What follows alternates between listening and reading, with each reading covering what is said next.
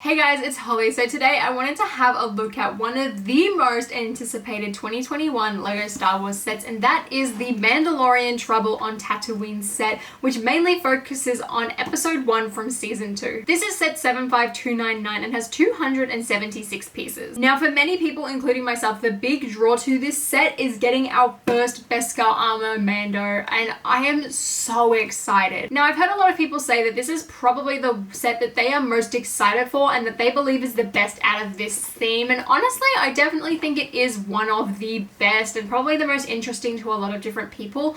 But at second glance and having actually built the set now, I can't really say that I agree completely. So let me show you guys the set and actually explain why. So here is the Trouble on Tatooine, and I'm going to try my best not to spoil any major plot points at all in this TV show. Full disclosure, I do want to bring up some of the characters that have been in the show, but I'm not going to bring up anyone that wasn't officially revealed by Disney themselves. So to start off with, let's take a look at the minifigures. So first up, we have the long-awaited Beskar Mando, and I think this figure is glorious. The torso printing is absolutely incredible, and I love that silver sheen. I think it looks fantastic. Along with the leg printing, it is such a big upgrade from the first one, and this is what we have been waiting for. Like, the Beskar Mando appears in almost every single episode. Like, the original did not appear that often, so we've all just been patiently waiting, and to have him appear in such a cheap set is such a great thing, especially for fans like myself and many other people who've already bought the Razor Crest and potentially even bought the Walker from 2019. This is an amazing thing. I'm so glad they put him in a cheap set instead of making everyone buy another expensive $200 set to get him. He also comes with his sniper rifle, which is a little blaster attached to one of the lightsaber hilts in brown, and then you've got one of those Technic clips on the end,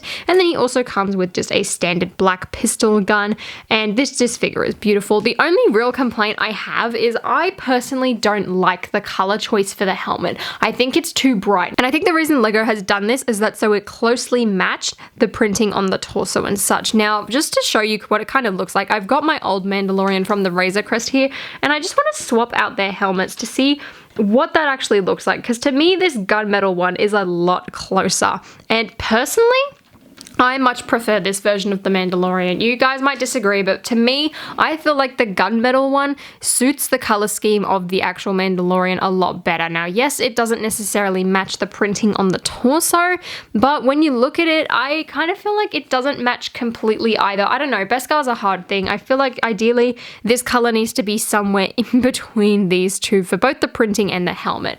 But for me personally, I'm going to swap out the helmets on these, and I'm going to leave this Mandalorian with this helmet. Or maybe I'll try and buy another one off Bricklink just to swap it out, because I personally just prefer this. The newer helmet to me personally just looks far too bright, and I feel like it's kind of inaccurate, but it is still pretty close that I wouldn't complain about it or say that it's a bad figure because of it. And also there is a bit of back printing on the back of him. Next up we have the child, and he is the exact same figure that we get in the Razor Crest and the buildable child figure, so there's nothing new here. I know a lot of people wish there was a lot more detailing on the body and the head. To me personally, I don't think the figure's that bad. I kind of like that it's the same as the baby piece. I do think maybe the eyes could be a tad smaller, and of course I would love some actual molding for like his robes and his neckline, but I hope if LEGO eventually do that, I hope it does stay within the LEGO baby mold type of thing, so that you can kind of stick him in those baby carriers like there are on the speeder bike, which I will show you later on in this review, but also just so that it kind of matches the continuity of LEGO and those baby designs in general. And lastly, we do get a Tusken Raider, and he is the exact same that we get in a lot of other sets, so there's nothing new here, but I do like the overall design of this figure. I think they've really hit the nail on the head with these custom molded headpieces. They look absolutely fantastic, and then of course he has got his weapon here with the staff, and then the robe detailing on the front also looks really good, and torso printing on the back. Nothing too special about him, but I guess if you've got multiples already, it would be nice to kind of have an army to kind of replicate this scene from the TV show a bit better. Now with this set, you do get 3 separate builds. Each of them come in a separate bag, and I want to start off with my favorite by far, and that is the speeder bike. So personally for me, the big draw to the set besides the Beskar Mando was this speeder bike. I really like the design of it. I think it looks really good, and definitely one of my favorite parts is the fact that you have the little baby carrier on the left here to stick the child into. Now this is a city piece that has been used quite a few times, and all you do is slide the child in there, and it is a pretty snug fit. He's not going to fall off, which also means it's kind of hard to get him in and out, but he looks absolutely adorable in here, and I love that LEGO was able to include that. On the other side, you do get one of those classic bag satchel pieces, and then the front of the speeder bike does rotate up and down because it is attached by one of those bar pieces, which makes it kind of easy because you can kind of move around and manipulate the handles to make sure that the Mandalorian is actually holding on to them. Now to attach him, there are 2 stud points and then a grate piece, so it is really easy to get him on there and kind of just clip his hands on like so and make it look like he's actually driving the speeder. Okay, funnily enough, right as I said that, I began to struggle, but anyway, here is the Mandalorian on the speeder bike, and you kind of just float his cape up backwards. I wouldn't personally leave him on there too long unless you've got multiples of this cape and you're kind of not worried about it getting bent, or you want to shove it under a really heavy book to flatten it back out, because that would bend and crease quite significantly. The overall design of the speeder is also really nice. There's a lot of detail and kind of texture with all of these lumps and bumps and curved pieces and like bars and things like that. And then at the bottom you do get 2 translucent plates to kind of look like it's floating, even though it doesn't really hover it up that high. I personally would prefer maybe another plate underneath to make it have that height. The speeder bike is also really well smoothed off. I really like the way LEGO has done this. There's not too many exposed studs really, besides the one on the side here and these 2 ones on the orange bits at the top, and just the bits that the Mando stands on. Everything else is really smoothed off and really complete, and overall I love the design for this, and I'm gonna chuck this on display because I think this is hands down one of the best builds of the set, and probably, in my opinion, one of the only ones I actually care about. Next up, we get this little tent/hut, and this to me is so unbelievably weak. It's really disappointing, honestly. This tent is pretty much the only reason that I don't like this set, I think, in general, besides the fact that I personally feel like we would have been better off getting a set from season 1 that was completely fleshed out with like all of the characters and a proper scene, rather than this set, because this is made to avoid spoilers, which is the exact reason we do have a tent like this. Now the tent does fold out and you can lift up all of the rooftops to kind of make it open, but honestly I don't know what you would do with this. It isn't big enough, I think, for someone to kind of use as like that dollhouse like playset type of thing,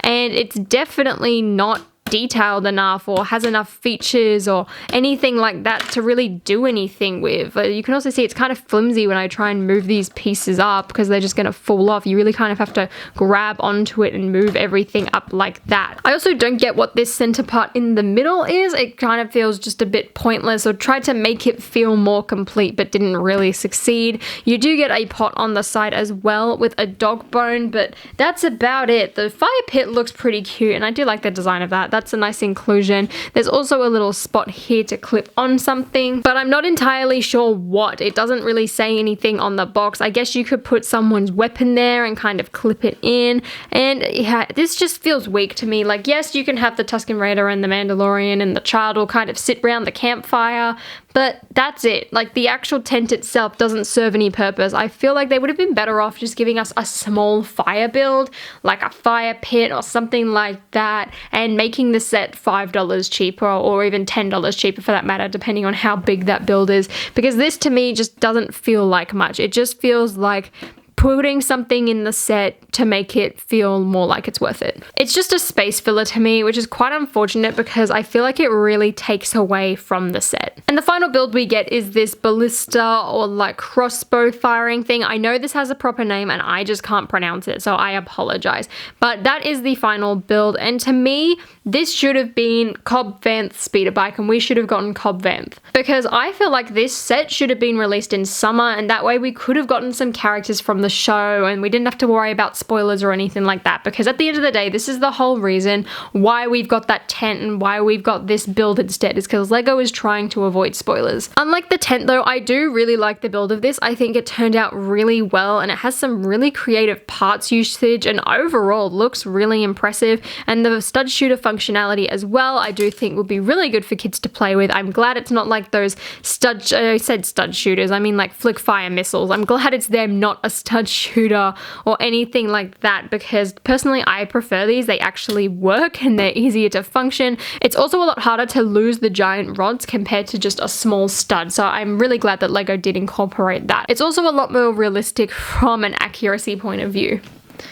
This to me as well, I feel like would look kind of good on display if you had like a Tatooine display and kind of had this section off on the side with like all of those little cave builds that you'd get in like Luke's Landspeeder and Obi-Wan's hut and like the Mandalorian battle pack, for example. You could kind of chuck this off the side with all of them, and I feel like it would look quite complete. But yeah, I feel like this set is let down by the fact that it needed to be spoiler free, which is such a shame, because the fact that you get the child and a Beskar Mandalorian in such a cheap set is amazing, but I just feel like overall the set is kind of weak. However, stuff like this means that we're getting something new, so there is that is a massive benefit for people who already own an X-Wing and already own a TIE fighter and don't really want to have multiples. This is a really good thing for people like that. But unfortunately for them, I just feel like the set is not as good as it could be. So overall, the Trouble on Tatooine, do I like this set? Yes. Do I think that it's necessarily a must buy? I honestly don't think so. I think the big deal for this set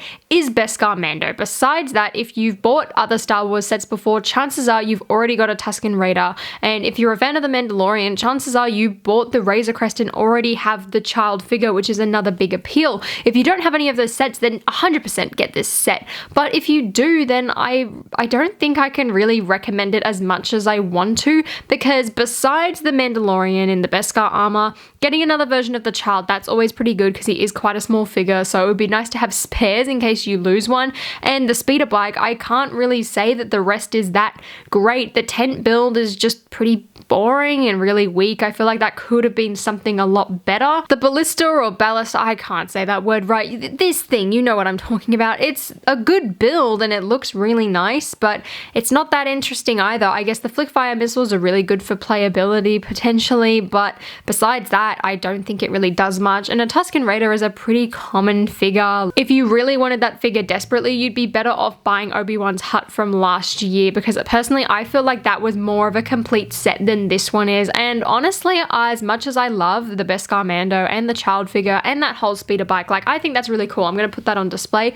The rest of it, I'm just going to put in storage. And honestly, I personally would have preferred a proper fleshed out set with more characters and spoilers from the first season than this tiny set from the second season, because we all know they could have done more with this set if they didn't have to worry about spoilers. Like I said, they could have put Cobb Vanth in it if we knew that he was going to be a thing, but obviously that was a big spoiler at the time, so LEGO probably wouldn't have been told anything, so they wouldn't have known to put him in or anything like that, which is why I feel like if this set was released in summer, it would have been a lot better. Instead of that tent, we could have had Cobb's speeder and we could have had Cobb Vanth as a figure instead of the Tusken Raider, or even as an additional figure or something like that. I feel like it just would have been a lot more interesting if they held off, and for that reason, I do wish that they did a set from the first season. The set's not necessarily bad, I just don't think it's as good as I've heard a lot of people kind of say it is. To me, that tent is just a waste of space to kind of bring up the price point for this set, which is such a shame, because the speeder bike and that Mando figure alone are absolutely amazing. I guess